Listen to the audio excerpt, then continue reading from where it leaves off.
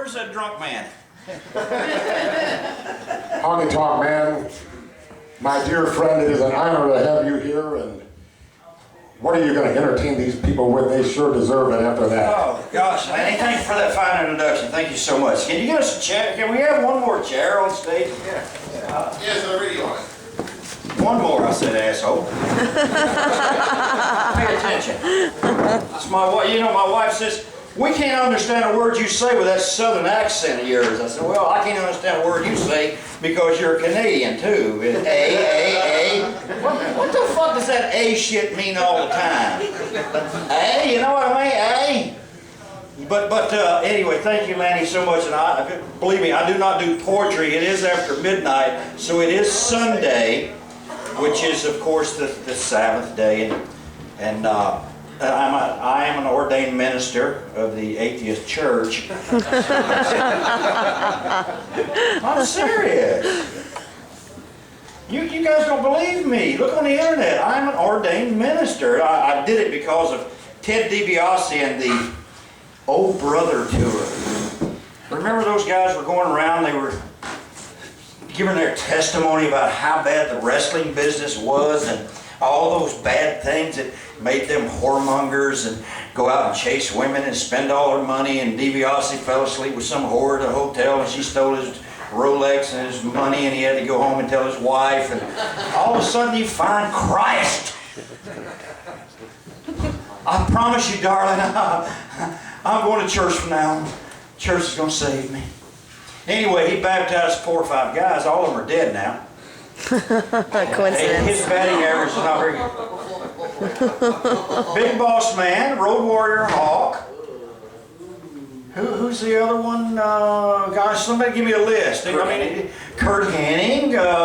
Well, Marty Jannetty's still alive, but Shawn Michaels baptized him. At one time, actually, I think Vince baptized Shawn. So I didn't say anything about somebody's boy toy, but or asshole buddies, or what do you call those guys anyway? It's like those two guys. Are they still in the bathroom? Huh? What's dog doing in there anyway? You know, he said I taught him. He learned something from me about ducking and dodging. I says, I'm thinking over there, I said, no, it wasn't. It was Neil and Bob. Now that he's in the bathroom, it was not ducking and dodging. It was kneeling and bobbing. I had to give one off before I came out. Yeah, right. What's his name? Why you black guys all walk around hold your dicks all the time? I don't. Man. That's my shoe. You know, one black guy told me. My shoes came. One black guy told me one time about 25, 30 years ago, I was down in the South. I said, why do you guys hold your thing all the time? He said, brother, that's all we got left. You motherfuckers done took everything else.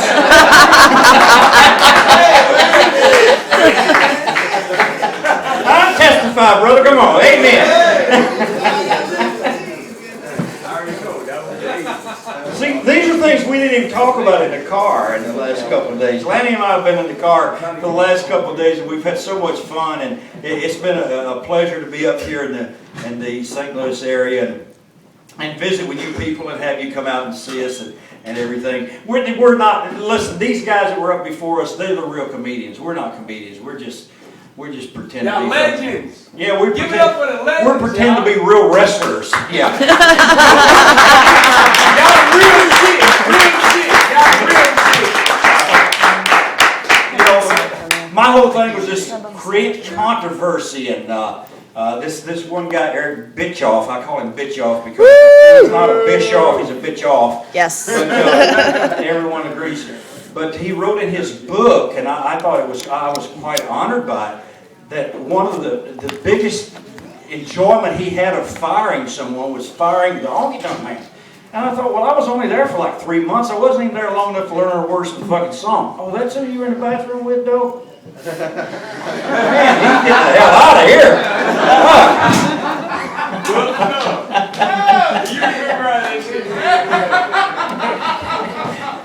Anyway, his claim to fame, I guess, in that one chapter was he enjoyed firing me the most, and I don't understand that, but I was quite honored to know that I was mentioned about being fired. It's, in most jobs that we have, when you get fired, it's like, oh gosh, I can't tell someone I've been fired. I can't tell my neighbors. I've lost my job. In our job, getting fired is a badge of honor. It's like, man, the more you get fired, the more you're going to be hired somewhere. But this guy, this bitch off, for some reason, he's got like this really bone on for me that I don't understand why. So does this. There's another one. This big fat motherfucker from Tampa, Florida. I'm not, Lanny, I know you came in from Tampa, but Bubba the Love Sponge. Oh, man. You like Bubba the Love Sponge? I ain't listened in years. Okay, good. Well, he's been kicked off the fucking radio. That's why you don't hear him anymore. But anyway, he's got this thing for me, and I don't even know who this guy is. If he walked in the room right now, I wouldn't recognize him. I wouldn't know him. But That's a big egg. Yeah, I mean, somebody was up here talking about bitches and everything. He is a bitch, and for some reason he doesn't like me, and he had Hogan turn on me and all sorts of nasty things that happened, and but that goes with the territory. I don't care. Hogan's a piece of shit too, so.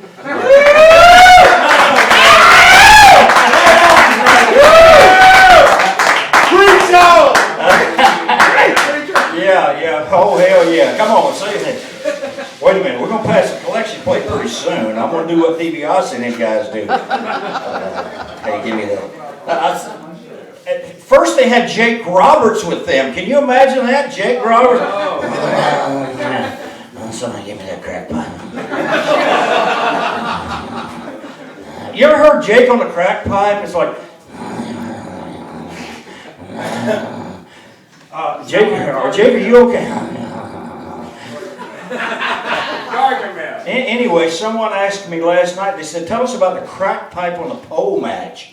But it was an idea that I gave to the Insane Clown Posse, and they actually had the match with, I think it was Jake and maybe the Iron Sheik, and it was a crack pipe. They put the crack pipe on the pole, and the winner gets the crack pipe. That was one of my brilliant ideas I had that I pitched to someone, and then the other one, of course, was I did a strip club show in, of all places, Des Moines, Iowa. Oh boy.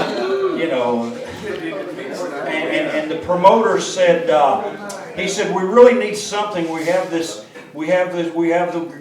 one lady's, her husband runs a club, so she's going to be the champion. She's going to be in the oil and do all this stuff, and we need something else. I said, I have it. He said, what is it? I said, a dildo on a pole match.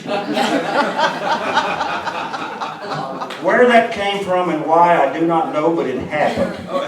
Now, you think the strip club business is not like the wrestling business? Let me tell you.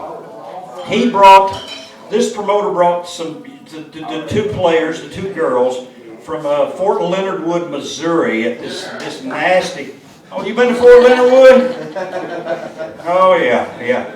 This was the nastiest, dirtiest strip club I've ever been in my life. It was out in the woods in a double-wide house trailer. But he brought these two girls to Des Moines, Iowa, and we were doing what we call pre-taped interviews that day at the hotel room. And I'm doing the pre-taped interviews because I'm the MC, master of...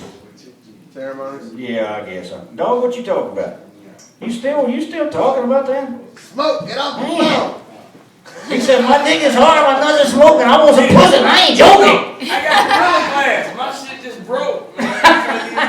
That's what you get for being in the bathroom with that guy. You got more than just that shit broke, bro.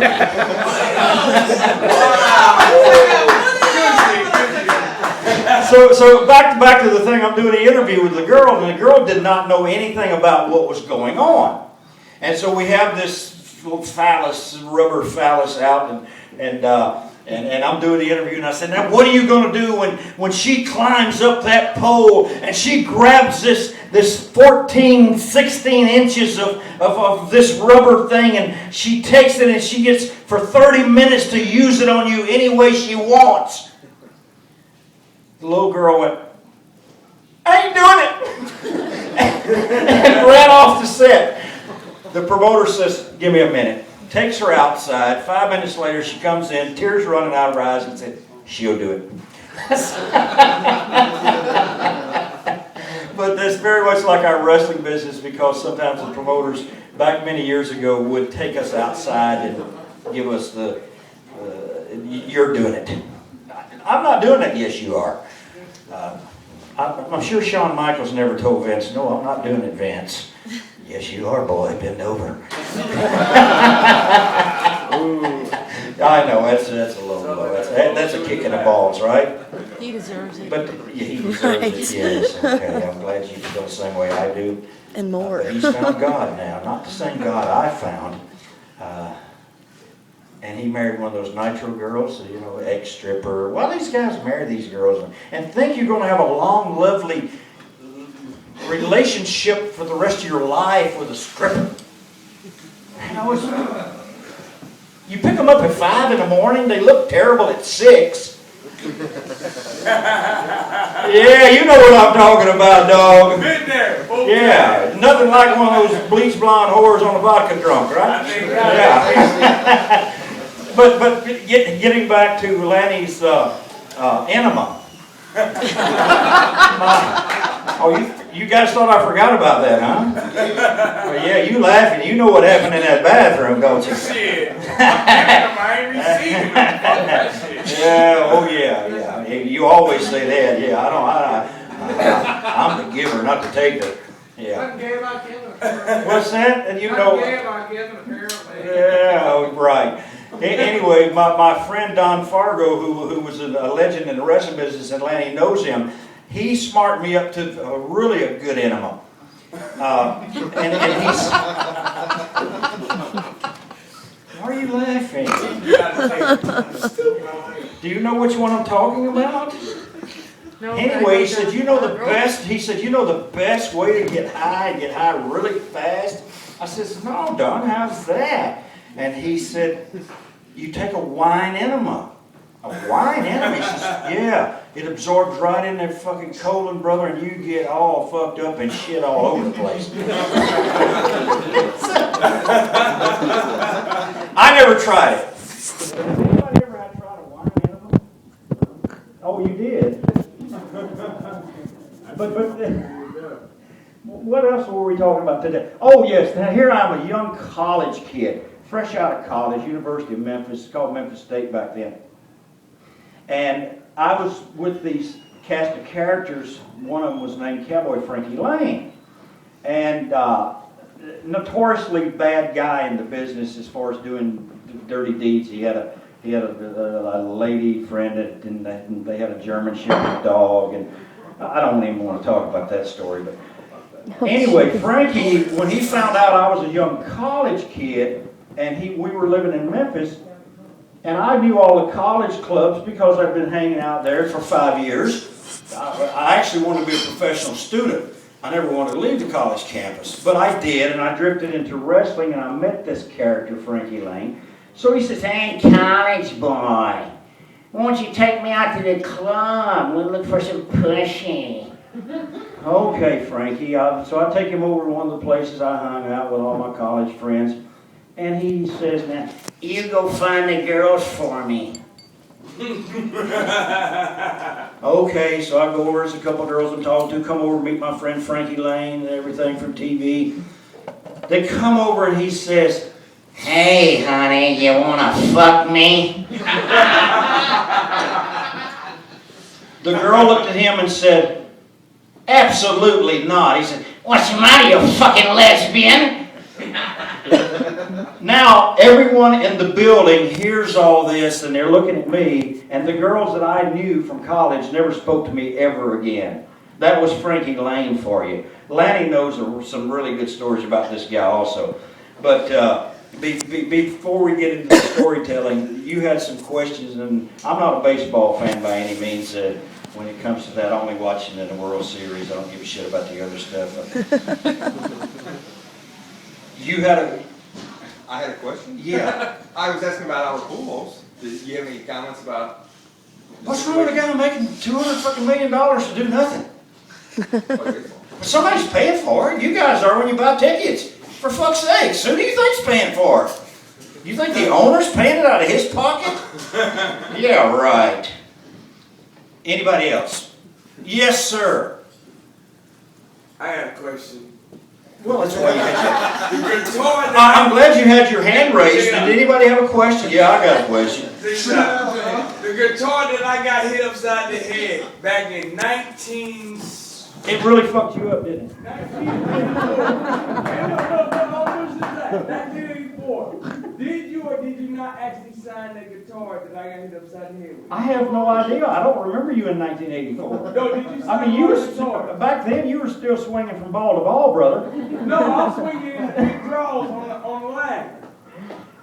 I would have to say, I don't know. I mean, you're asking me some. Listen, back in 1984, it was.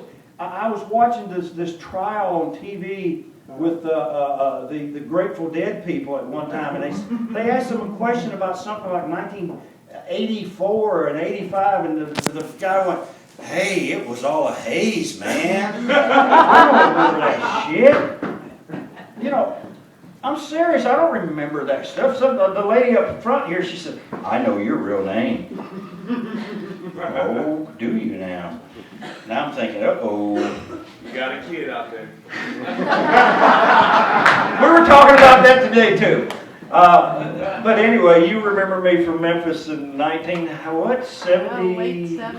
Late 70s, yes. She said, yes, you were such a young, good-looking fellow with long blonde hair. And Yeah. she said, what happened to you? I said, I got fucked up. I was with a guy like Frankie Lane. Hey, you want to flirt me? I mean, is that the first thing you say to a girl when you meet her? I mean, my first match I had in the wrestling business, I was telling Lanny and these guys today, the first match, I was in the locker room and something happened. There was a disturbance outside in this little town called Malden, Missouri. I don't know if any of you guys are from there, but anyway, we wrestled in this thing called a chicken coop because at one time it used to house a whole bunch of chickens, and it stunk like chicken shit. Most of the people, you're not from Malden, are you? Been there. Okay. Anytime. They all smell like chicken shit. But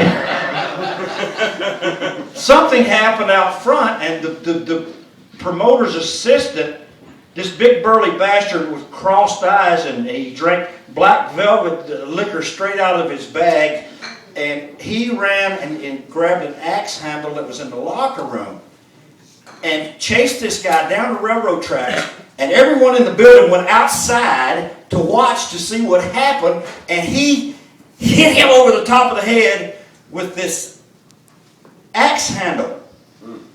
And I said, what in the hell? This was before I met Frankie Lane.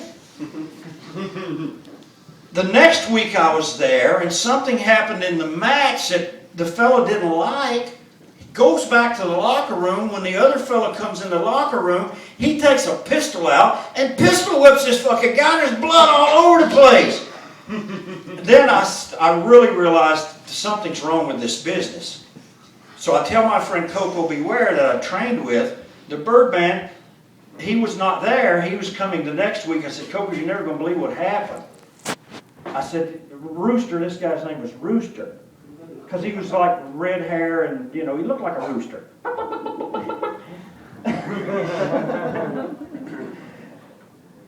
I said, when you get there next week, Coco, look on the wall. It's splattered in blood. Rooster pistol whipped this guy for like 20 minutes. I said, he said, did he kill him? I said, I don't know. I left the building. I didn't want to be part of it.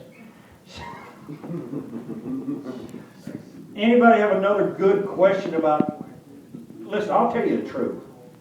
Got a good one. Oh, hang on to it, because I want to go back to the fellow that said, when she said she knew my real name, he said, uh-oh, you got a kid.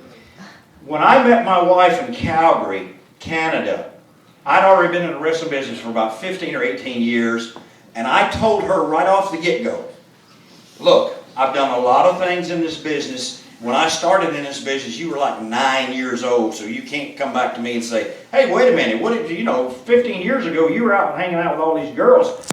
I said, someday, if somebody knocks on the door and says, I'm here to see my dad, it could be true.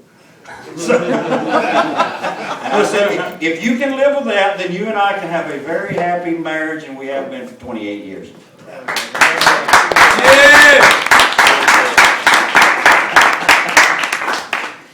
And your question was?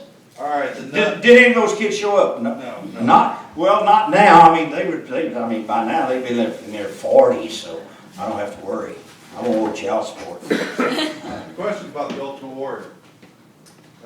You said about the wrestling promoters taking you outside and telling you how it's going to go.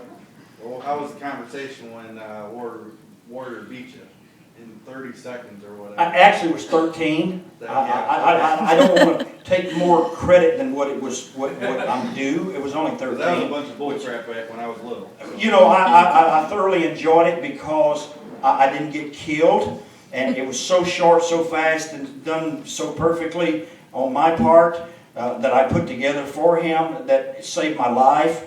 So that's all that mattered to me. And then when I got the paycheck, it even meant more because it was very, very handsome paycheck. One thing you can say about Vince McMahon, is he a prick? He is no good motherfucker. He's a ruthless businessman, yes, but his checks don't bounce. In fact, that's him trying to call dog right now. He's already heard about you in the bathroom. He likes you. I run 3 times in one night. Anyway, we'll take any question you want really fast because I know it's getting late. What was the most important lesson wrestling ever taught both of you? I worked for this one guy one time. His name was Nick Goulas, Nick the Prick Goulas. He was Greek, and I understand why Greeks get the reputation they do because he really loved to fuck the boys, the wrestlers, in more ways than one. And but is there a Greek in here? This is a good line. Oh.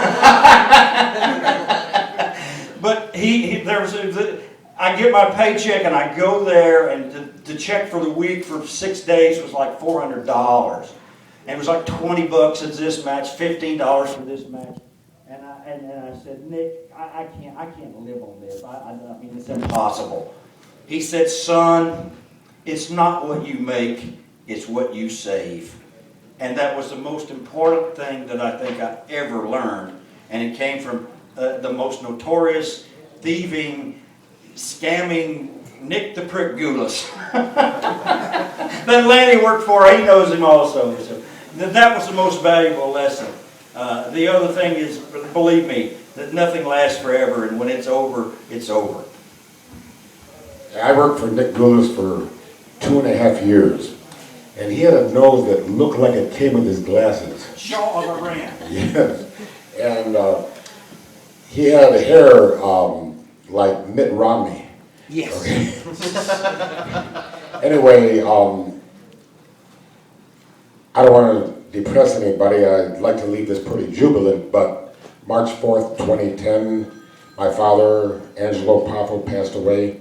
And then, of course, many of you have come up to me, and I do appreciate it, and have had wonderful things to say about my brother, who died May 20th of this year, 2011.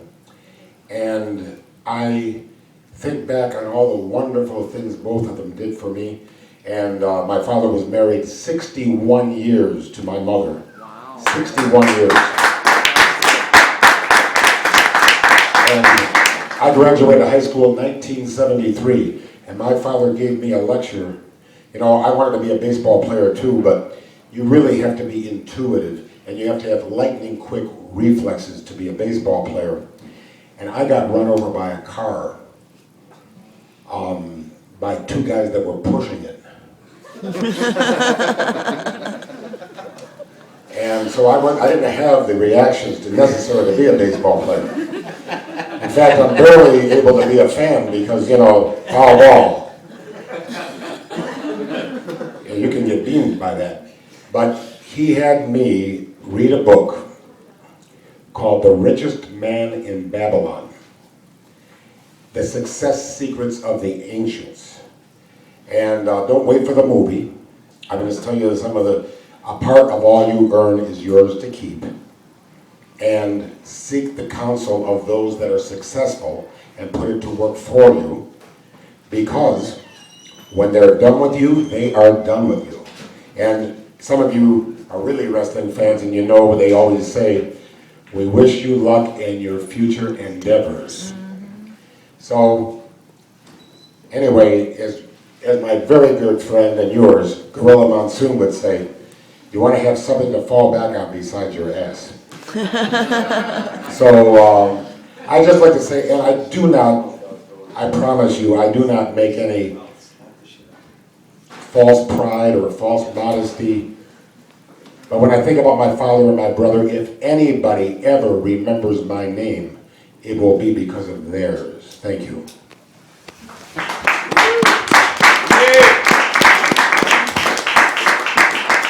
Very well said. Favorite memories? Oh gosh, the guy I liked wrestling the most was the guy I made the most money with. That's the memories I have, and it happened to be the Macho Man. We had a very long and successful run together for almost a year. That every night was different, every match was different, because that's the kind of guys we were, and we had fun doing it.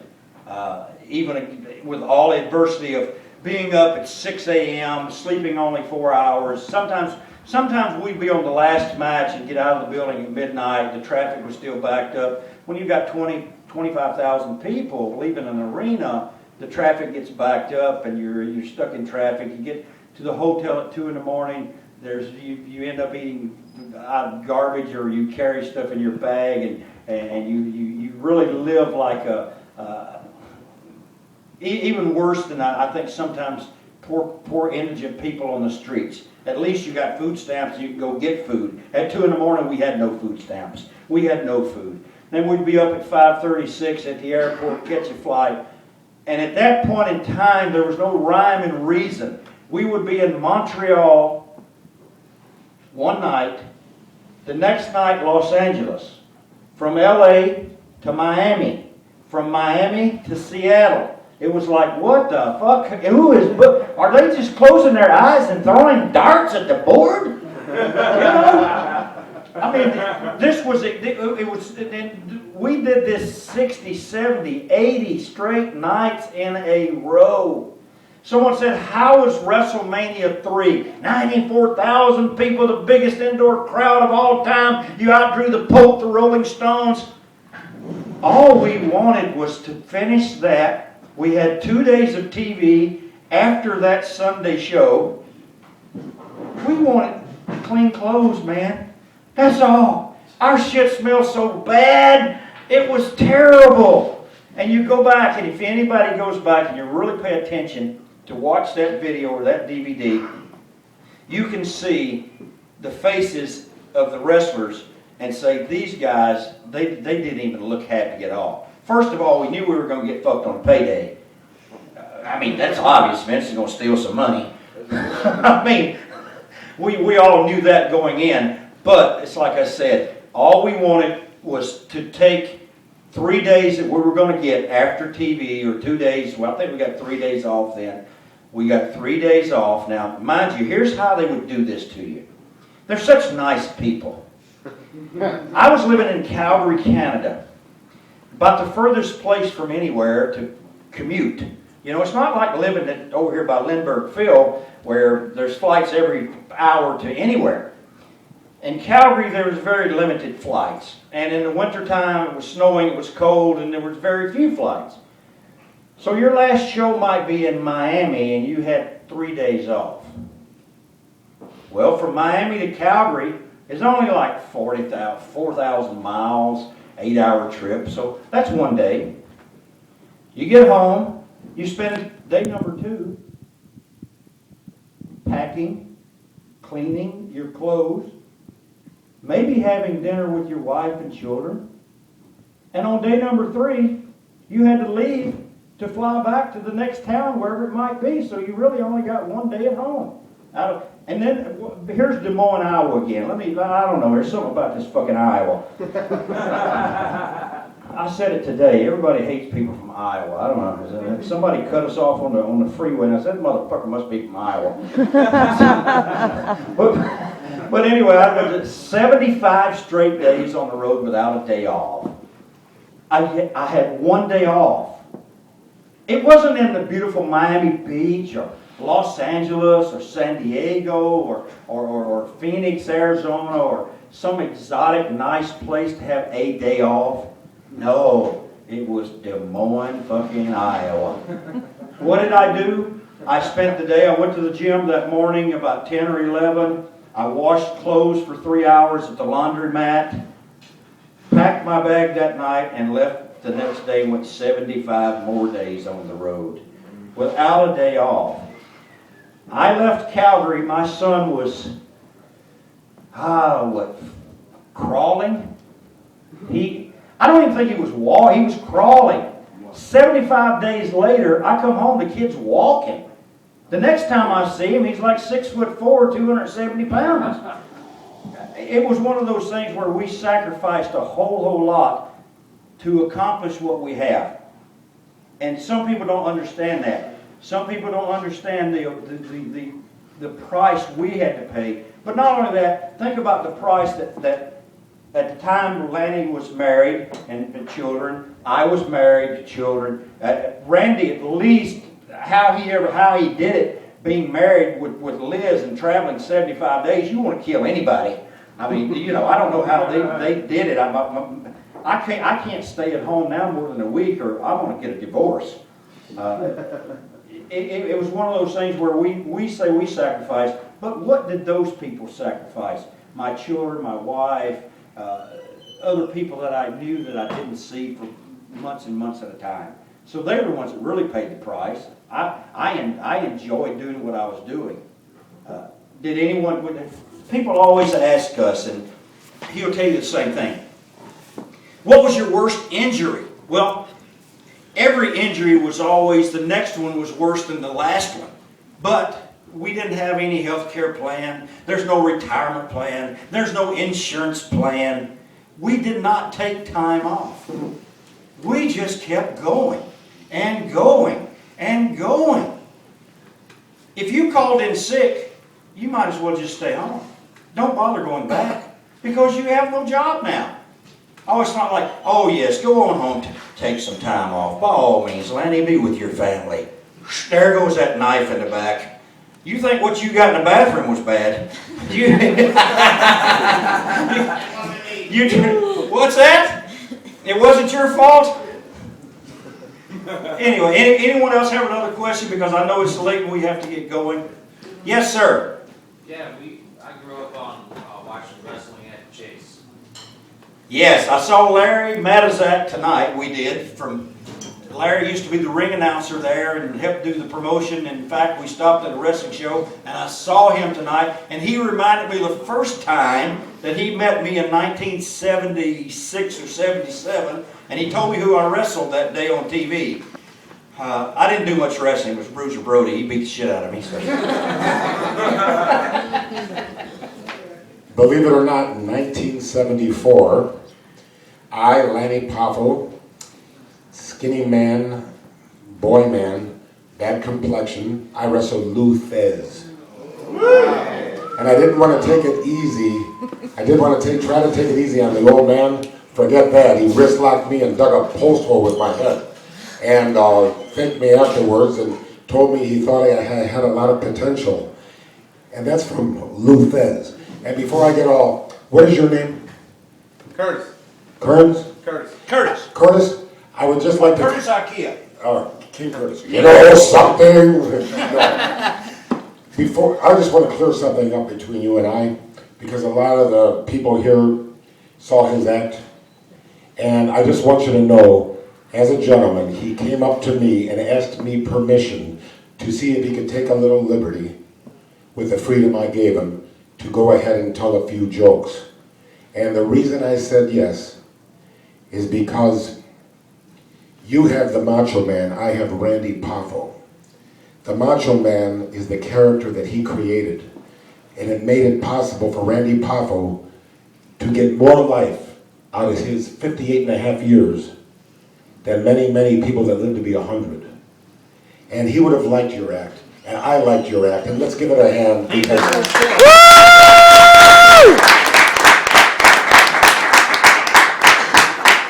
And to tell the absolute truth, the Macho Man never worried about offending anybody. He was out there for one reason, and that was to draw and entertain a crowd. And I'll tell you something else. Your favorite person to wrestle was the Macho Man.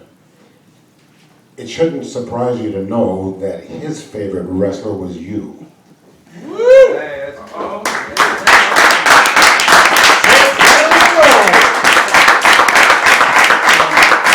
Believe me, that is a great honor to be bestowed upon somebody, to know that the Macho Man cared enough about my abilities to coexist in the ring with him and do those great things that he and I did. And it wasn't just us, it took the whole card anyway. A book is not made of one chapter, or a movie's not made of one superstar. Or you know, Hulk Hogan reaped the rewards of all of our labors and became this big mega superstar that he is and still will be, and changed the way we do our business. But it took so many people in the locker room, and each and every one of us were great professionals. People don't understand that. Probably the youngest guy in our locker room back then had been in the business 5, 6, 7 years. I know when I went to WWE, I had been in the business for 14, 15 years. You guys went there 14, 15 years, 18 years. Hogan, 15 years in the business. Roddy Piper, 15 years. We were all very professional. We had, as you are doing with your stand-up routine, honing your craft, perfecting your craft. We had pretty much perfected our craft by the time we got there. So it made life much easier. But you do a great Macho Man, and every now and again I'll do one myself. And Let's hear it. You didn't mention. Let's hear it. Ooh, Come on, let's hear it. Honky Tonk Man, you're in the danger zone. Yeah.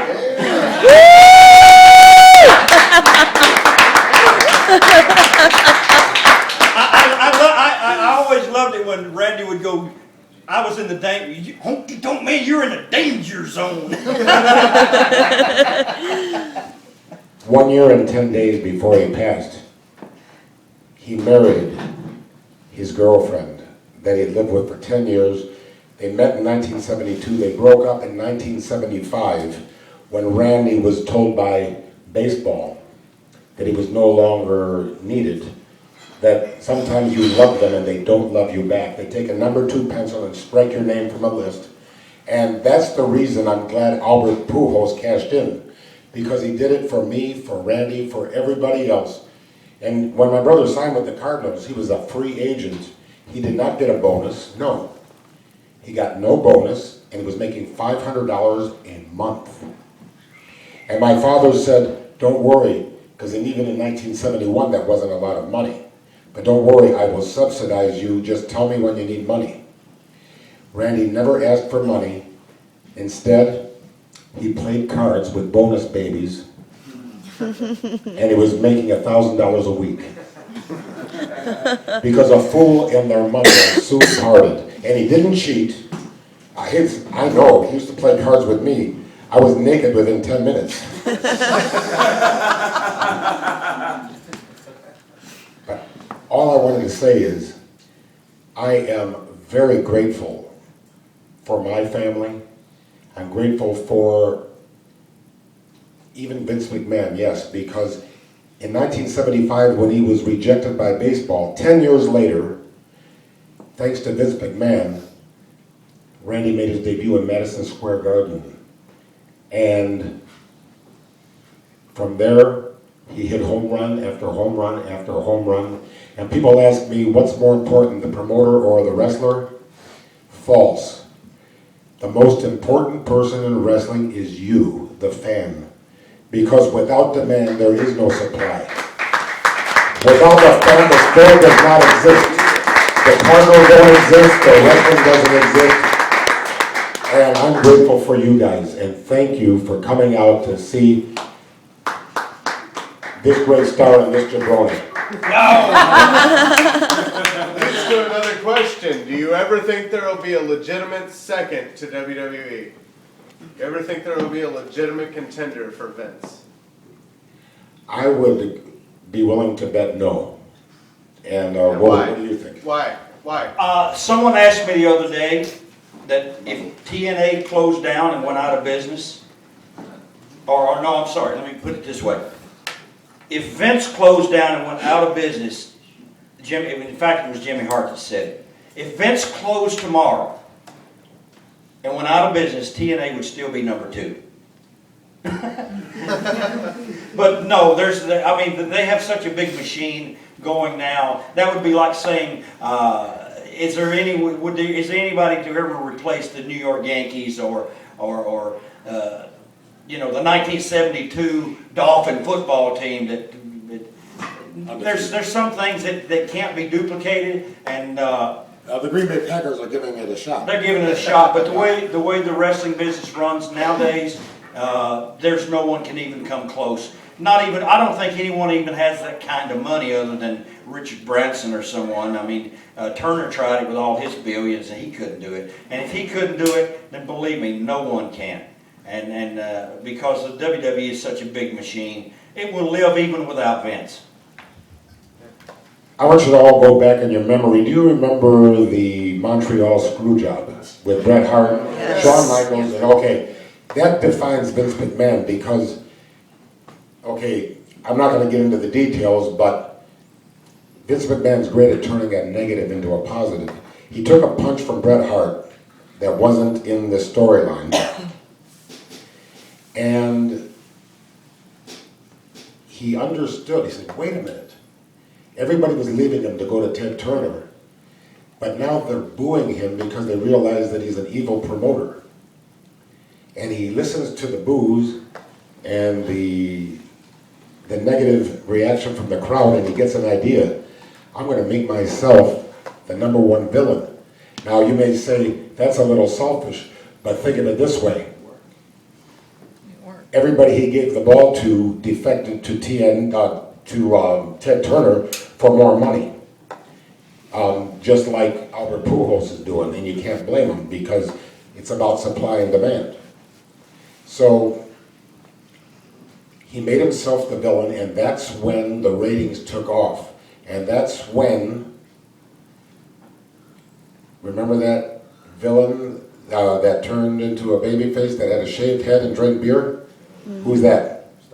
Stone Cold Steve Austin versus Vince McMahon. And that's what changed the momentum of the WWE. So if you're the owner of the company and you're the #1 villain and all these guys are leaving you, guess what? Bye-bye, hit the door. We don't need you because I'm the #1 villain. He also brought his son, if you guys remember. His son was a villain. He brought his daughter and his wife in.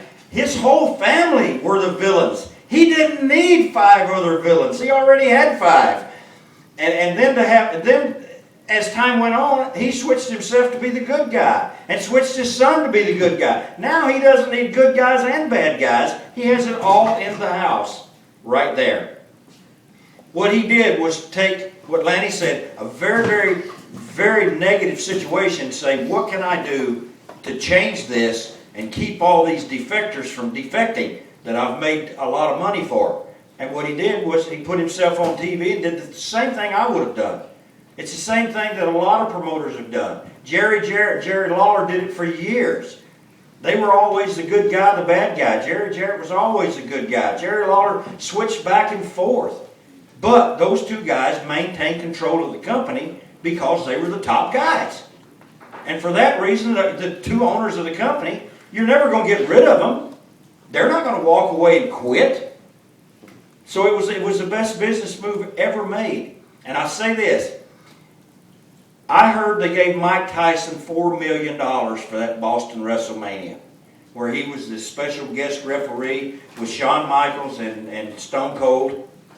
That was the best $4 million I think the company could have ever spent, because by using Mike Tyson with his history and everything going on around him, they were able to get legitimate news coverage from around the world. And that put them right back on top again. Okay, we're winding down. You're all looking at your watches. But any more questions? I have two questions, Joshua and Caleb. There's not an event that I can't bring them to. There's not a storyline that they're not following. I can't keep up with them. Any words of advice? They come to me and say, man, this is what I want to do. We're 14 and 10, you know? I say, okay, well, this is what you're going to do. You're going to have to work at it. Any words of advice for them? Follow the dream. Follow the dream and reach high, because even if you fail, and it's always a possibility, it's still, if you don't live with passion, you're already dead. Thank you guys so much. Thank you. The genius, Lonnie, pop over. Oh, we got a dog, we got Curtis, we got all the fans up there. Thank you so much.